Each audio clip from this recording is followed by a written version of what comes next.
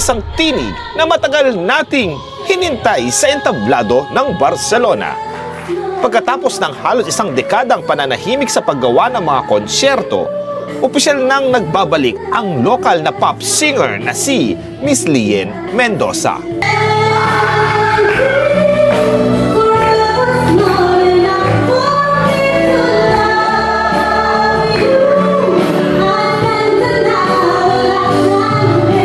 Nakilala si Lian bilang isa sa pinakatinatanghal na Filipino pop performers dito sa Barcelona. Ngunit dahil sa personal at profesional na kadahilanan, pansamantala siyang tumigil sa pagharap sa malaking entablado. Ngayon, sa paglipas ng halos 10 taon, handa na siyang muling ipakita ang kanyang talento at pasayahin ang kanyang mga taga-suporta.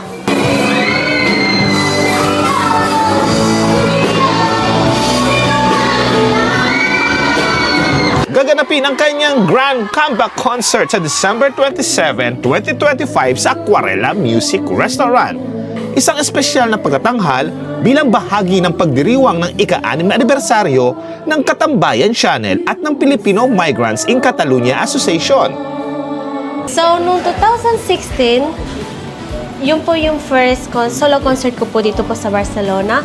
And hindi ko po masyado po natatandaan po right now kung yung feeling ko po that time. Pero I know po na nung 16 pa lang po ako noon, yung preparation po namin talaga po ay iba po sa ngayon po. Kasi po, mas bata po ako dati and iba po yung nasa isip ko po. But this time, mas emotional po ako sa ating po darating po na concert. Kasi po, iba pong event po na po to. I will give a performance po, nakasama po yung Katambayan Channel.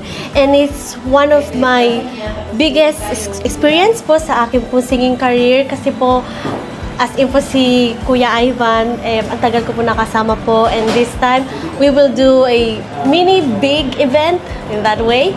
And I'm super excited po kasi po magagawa po namin to for us and for the people. Especially po kasi po Christmas po right now. And I'm giving my best para po maging po a successful po na concert and Christmas concert. And sana po makapunta po kayo po lahat. And ini-invite ko po kayong lahat na sa December 27, makapunta po kayo dito po sa concert po na darating po namin at anniversary po ng Katambayan Channel. So, please come and enjoy our concert and dinner night. Inaasahan ang pagdagsa ng mga taga-suporta ni Lian na sabik na muling mapakinggan ang kanyang mga sikat na awitin at masilayan ang kanyang pagbabalik sa entablado.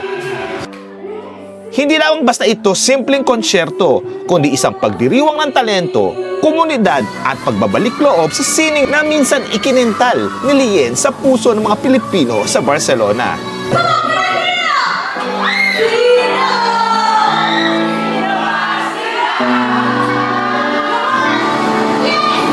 Para sa Katambayan Update, mabuhay ang musikang Pilipino sa Barcelona.